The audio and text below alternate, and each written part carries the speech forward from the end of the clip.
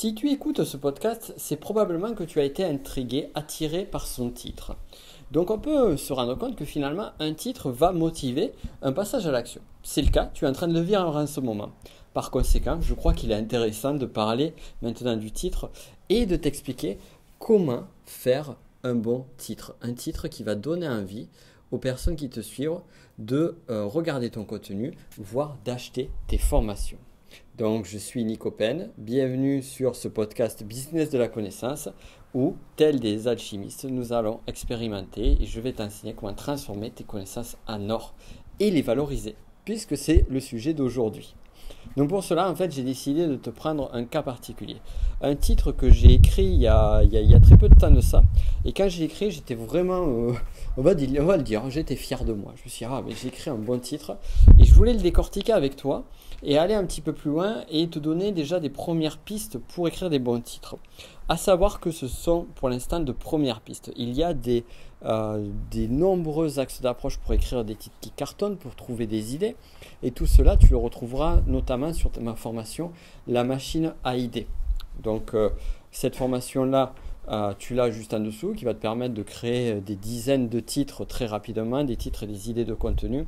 Donc ça, c'est en gros la formation que tout créateur de contenu, toute personne qui veut développer, qui veut maximiser les chances de vendre ces formations, se doit de suivre ou se doit de connaître les principes. Et là, on va s'intéresser à un point clé. Alors, je vais te donner le titre de ce mail, je vais t'en donner d'autres d'ailleurs, et on va l'étudier ensemble. Donc, c'est un podcast un peu plus pratique. C'est même le premier trait pratico-pratique. Et si ça t'intéresse, tu me diras, et on en fera d'autres dans ce style-là, si vraiment t'intéresse. Donc, l'objet du titre de ce mail, c'est « Elodie m'a dit de t'en parler », avec un petit smiley clin d'œil.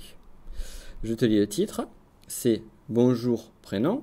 Tu t'appelles François, si tu t'appelles pas François ou Françoise, bonjour François, mais qui est Elodie et quel message a-t-elle pour toi?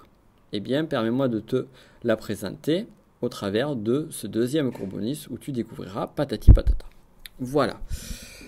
Pourquoi le titre du mail Elodie m'a dit de t'en parler avec un petit smiley qui fait un clin d'œil est un bon titre? Alors déjà, on pourrait être surpris. Pourquoi écrire ce type de titre-là? Parce que il n'y a aucun bénéfice qui est écrit sur le titre. Sur la machine à idées, j'appuie tout particulièrement sur cette notion de rechercher les bénéfices ou de répondre à un besoin. Et effectivement, sur un titre ou une baseline de formation, c'est important de valoriser, de valider, de mettre en avant cette notion de besoin sur lequel on va choisir, on va décider de répondre. Là, ici, on n'a pas ça. Et pourtant, c'est un genre de titre qui marche. Pourquoi? Parce qu'en fait, il utilise un autre levier. Un autre levier qui va être tout aussi intéressant. C'est ce qu'on appelle l'effet de surprise. L'effet de surprise est le fait aussi de se sentir directement concerné par le titre du mail. Alors pour cela, en fait, il ne faut pas regarder sur des techniques, sur de la technicité, on va dire, de marketeurs. D'ailleurs, la plupart des marketeurs se plantent littéralement dans leur approche. Et d'ailleurs, nous, on n'est pas dans une posture de marketeur. On va être plus dans une posture de rentrer dans la psychologie de la personne qui va suivre un mail. Et si vraiment tu te mets dans une approche qui est centrée sur les besoins, les envies, les intérêts des personnes qui te suivent, ça j'en parle beaucoup dans mes formations, eh bien tu as tout gagné. Et donc le but de trouver un bon titre, c'est de trouver un titre qui va faire en sorte que la personne qui va être en face va avoir envie de cliquer, va avoir envie de regarder. Et pour cela, il faut se mettre à sa place. Donc mettons-nous à sa place. J'imagine, j'arrive. Je vois un mail de Nico Pen. Et sur l'objet, il y a marqué « Elodie m'a dit de t'en parler ». Alors déjà, il y a un point, c'est que ce titre de mail est directement dirigé vers moi qui suis en train de lire le mail.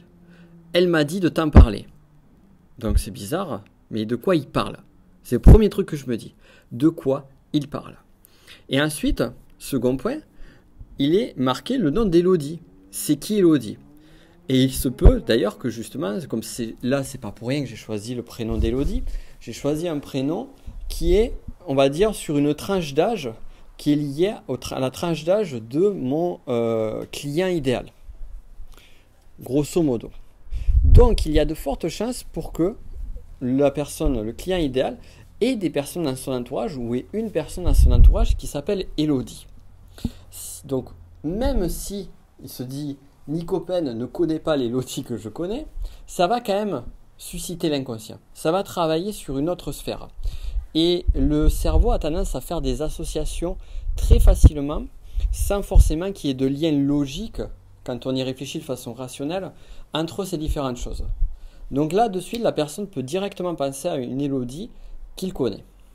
Autre point, si la personne ne connaît pas une Elodie, eh bien du coup, ça va encore plus susciter la curiosité. De quelle Elodie il parle?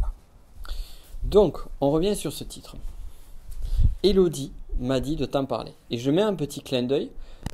J'aime beaucoup mettre les smileys et les émoticônes. Tout simplement parce que tu les mettes sur des titres, que tu les mettes sur du contenu, eh bien ça va créer quelque chose, ça va apporter une strate émotionnelle. Et du coup, ça va donner beaucoup plus de douceur à ton contenu et ça va donner beaucoup plus de, d'humanité.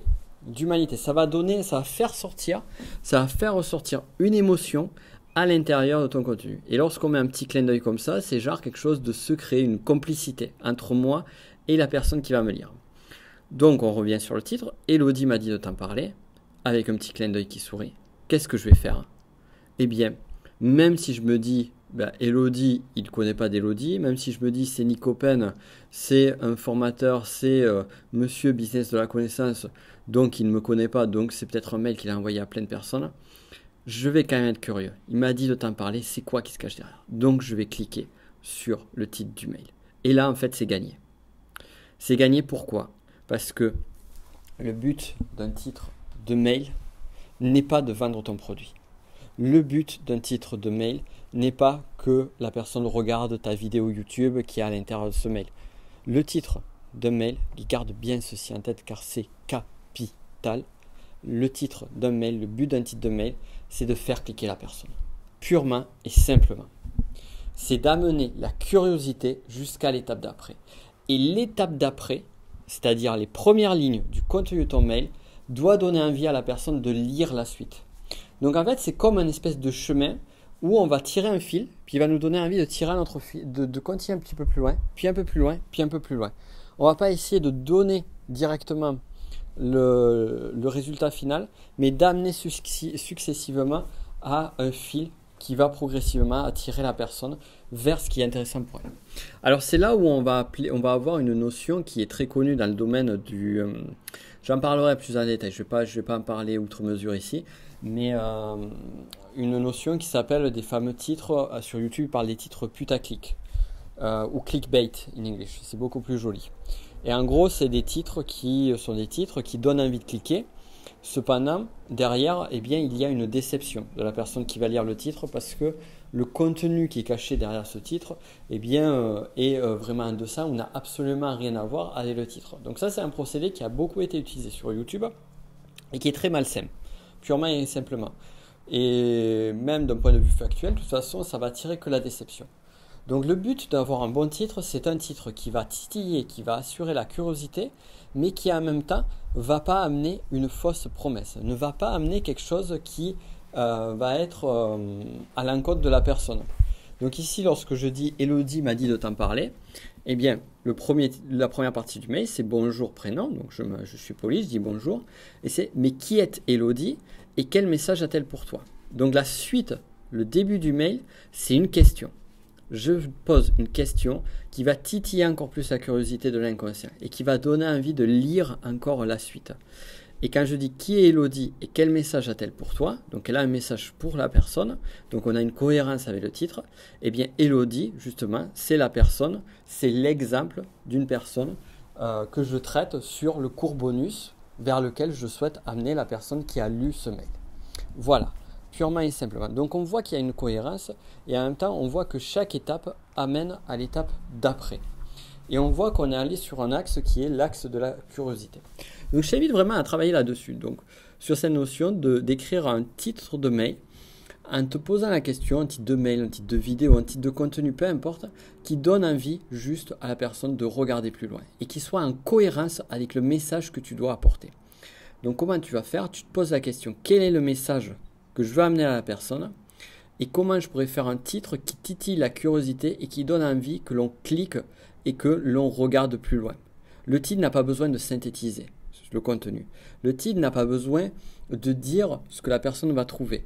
Le titre n'a pas besoin de dévoiler les choses. Le titre peut juste inviter la personne à aller un petit peu plus loin. Regarde ça, travaille-y un petit peu plus et si ça t'intéresse, on traitera d'autres cas particuliers. Mais pour aller plus loin et avoir plein de bonnes idées de titres, ce que je t'invite à regarder, c'est le lien qui est en description où tu retrouveras la machine à idées qui te permettra de créer des dizaines de titres en l'espace de quelques minutes. Voire même, quand on applique vraiment la formation en entier, c'est pas des dizaines, mais c'est plutôt on peut arriver jusqu'à une centaine de titres et d'idées de contenu. Donc la formation traite des titres. Comment créer un bon titre? Donc là, tu as déjà des exemples, mais après, tu as d'autres exemples. Focaliser bénéfices, focaliser besoins, focaliser surprise, focaliser éviter la douleur. Et aussi, comment trouver des idées de contenu. C'est-à-dire que surtout, si tu as un thème qui peut être très spécifique, comme par exemple, tu as une solution pour solutionner les problématiques des moustiques qui vont rentrer dans ta maison. Je dis ça parce que je suis actuellement en Corse. Je vais bientôt faire une conférence pour la journée de l'audace en Corse. Et donc, forcément, la problématique du moustique peut être présente. Donc, tu vois, si toi, tu as une solution de comment arriver à vaincre les moustiques, bon, je te dis par exemple ça. Tu vas vendre une formation en ligne qui explique toutes les techniques pour éradiquer les moustiques. Eh bien, il y a des chances pour que tu trouves très vite, si tu veux faire du contenu par exemple sur YouTube ou sur les réseaux sociaux, qu'à un moment donné, tu sois en cours d'inspiration. Parce que bon, c'est un sujet qui est quand même assez spécifique. Eh bien, avec la machine à idées, tu vas voir qu'on peut arriver à trouver plein d'axes d'approche très intéressants en accent sur différents angles.